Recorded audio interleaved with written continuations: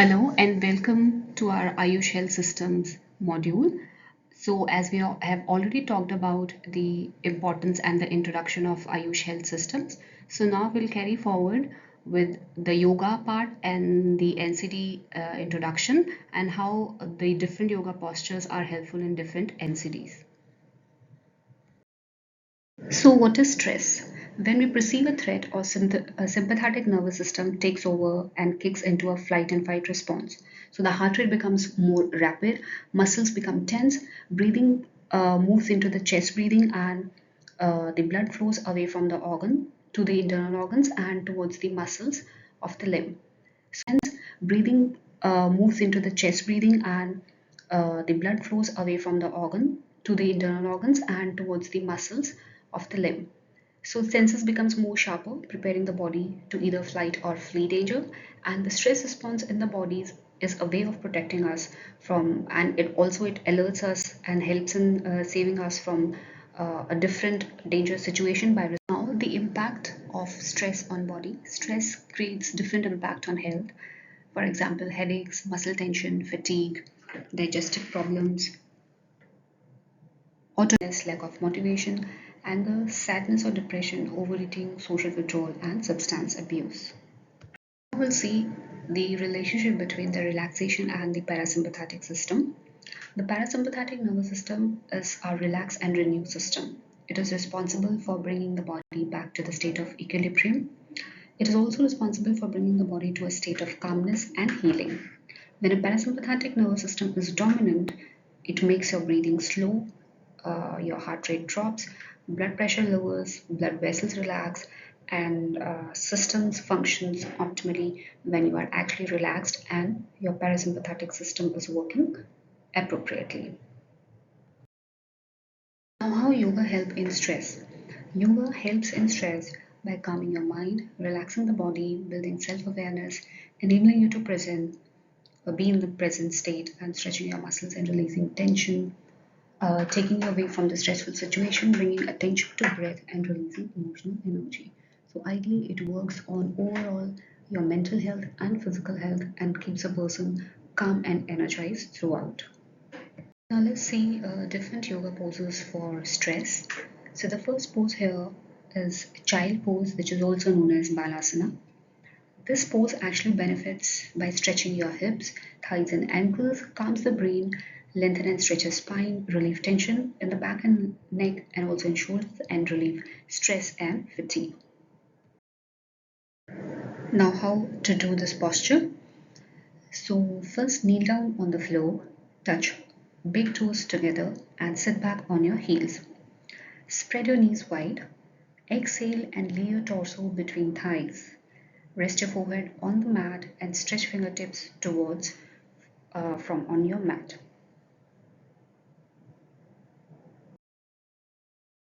Now in the series we have is Supta Baddha Konasana, which is also known as supine bound angle pose. The benefit of this pose is that it helps stimulate your abdominal organs, it stimulates heart and improves circulation, it stretches inner thigh, groin and knees, and it also help relieve stress, mild depression, menstrual and menopausal symptoms. Performing this asana, first lie down with your back on the mat. Bring bottom of your feet together to touch and let your knees spread wide. If the stretch feels very much intense, you can place yoga blocks or blankets under your knee or pillows under your knee. Spread your arms wide and palms facing up and relax your shoulders.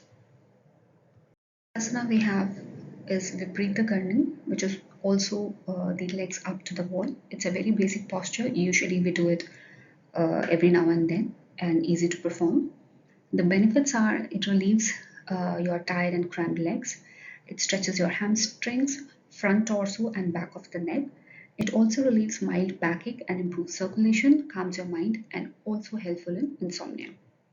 To perform this posture, you will need one or two thickly folded blankets or a bolster, which you can place underneath your lower back. Bring support 5 to 6 inches away from the wall and bring right side of the body against the wall and lower the support inches away. Now bring your legs up against the wall and sitting bone should dip down slightly in between the bolster and the wall. If stretch is too intense, you can lower the support and keep the posture for a few counts or few seconds. And once you are done, you can release the posture, release the bolster underneath your back, and you can lie down in Shavasana. Posture we have is cat pose, which is also known as next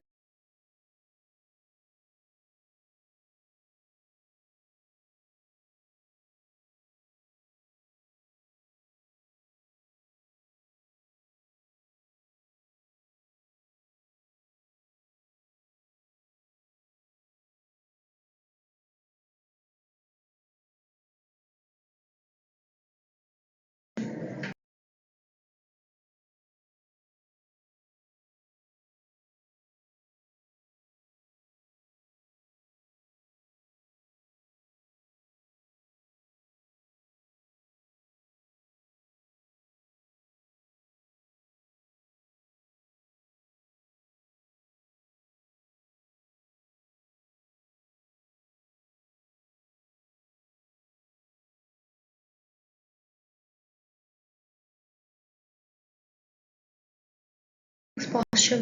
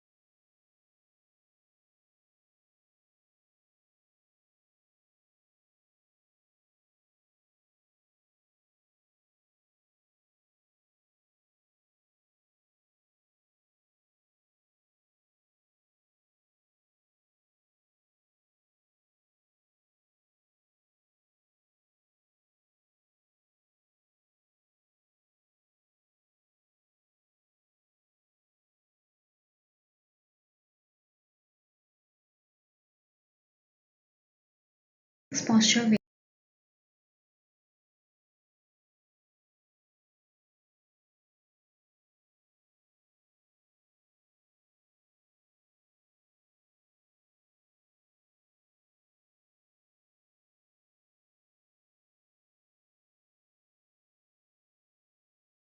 perform this.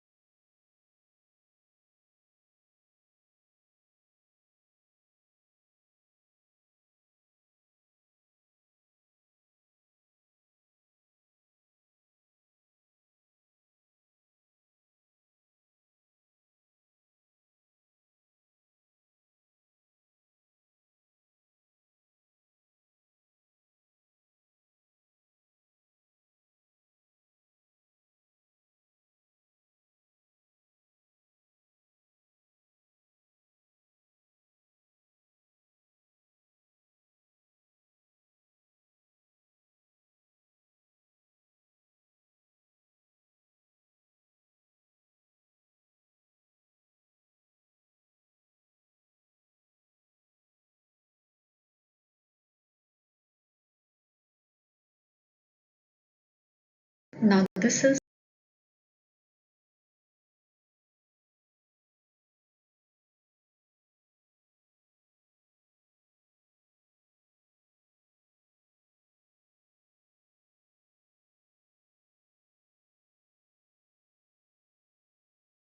the next condition of non-communicable disease is cardiovascular condition. Many studies include prospective and randomized controlled trials that have proven the effect of yoga on coronary artery disease. Patients with yoga-based lifestyle modifications also help in regression of coronary lesions and improvement in myocardial perfusions.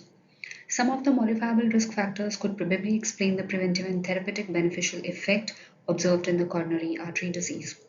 Yoga in Cardiac Health concluded that it can be beneficial in primary and secondary prevention of cardiovascular diseases, so to incorporate yoga in such conditions would really be helpful. Start with the yoga poses for cardiovascular health.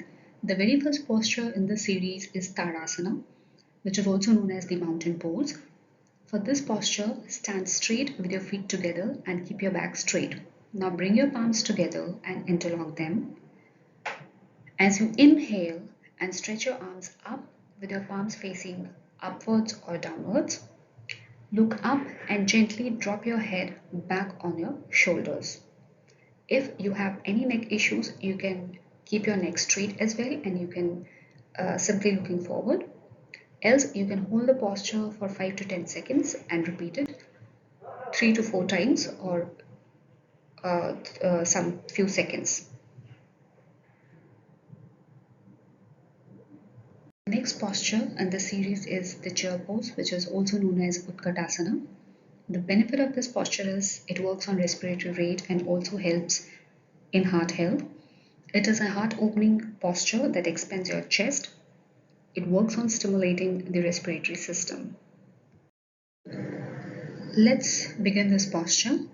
Start with Tadasana and slowly bend your knees and move your hips backwards as if you're sitting on a chair. Now slowly, as you inhale, raise your arms upwards, your biceps touching the ear, and soften the shoulders. Now hold the posture for 5 to 10 breaths and try stretching upward if possible. Release your hands and return to the initial posture once you are done. The next posture in the series is the tree pose or Vrikshasana. It works on the shoulders, allows to improve the posture. Also, it is one of the simplest heart opening yoga posture. Now to perform this asana, let's begin while standing straight and placing your arms by the side of your body. Now bend your one leg, either right or left, by lifting up your right leg. Place it on your inner thigh of your left. Now raise your arm above your head into a namaste and keep your back straight and hold this posture for a few breaths.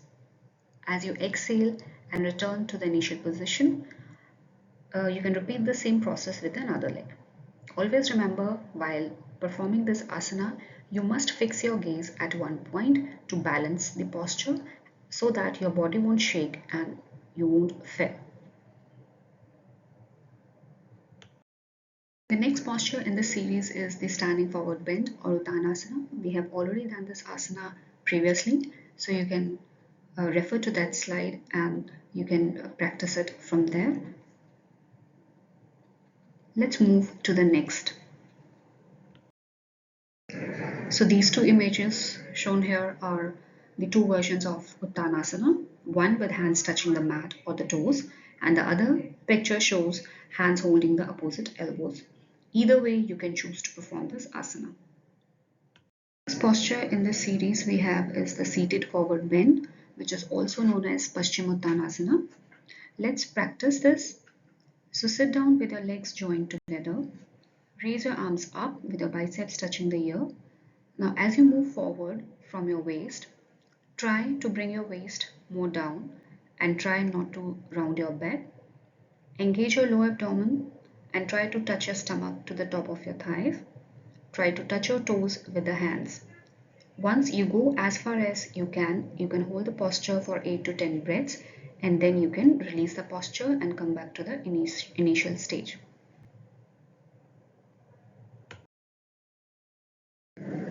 Here, the two pictures in front of you, they are showing the variations of the seated forward bend. In one image, the hands are completely touching the toes or holding the heels. And in another picture, there is this variation, people who cannot bend their knees, and who cannot straighten up their legs completely, they can always use a block or a bolster underneath the knees so that they can touch the toes. Otherwise, it's completely fine if you're not able to hold the toes. Next posture we have is the bridge pose, which is also known as Setu Bandhasana. This posture works on strengthening your body and improving the balance as well. And this posture also relieves stress level.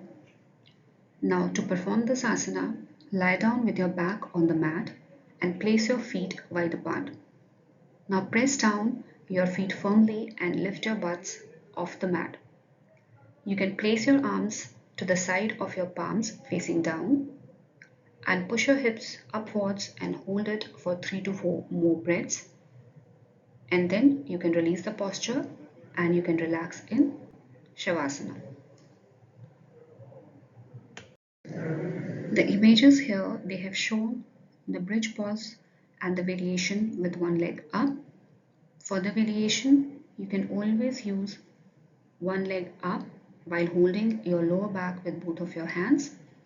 And on the other side, you can simply keep your feet on the mat with your knees bent and your torso and hips more and more up as far as you can go. The next posture we have is the cobra pose, which is also known as Bhujangasana. Apart from being one of the most effective for healthy heart, it is also beneficial for your spine and shoulders. It works on the abdomen and reduces stress and fatigue as well. Now let's perform this asana. Start by lying down on your stomach. Stretch your legs out and place your elbows to the side. Now lift your chest up and place your body weight on the elbows. Hold it for a few seconds and then you can release and come back to the initial posture. This image shows the cobra pose. You can see in the picture that the elbows are bent. For some people, the elbows might go straight. It's perfectly fine. But you can keep your torso, you can keep your lower abdomen and thighs on the ground. The last posture in the series we have is the corpse pose or the Shavasana. Although this yoga asana is widely used as a purpose of a final posture in the yoga class, but it allows your body to relax and help manage the stress levels. Now let's perform this asana. Lie down with your back on the mat with your arms on the sides. Keep your legs stretched and out. Close your eyes. Keep a smile throughout your posture and relax your face. Relax your body. Breathe slowly and you can continue this for a few minutes.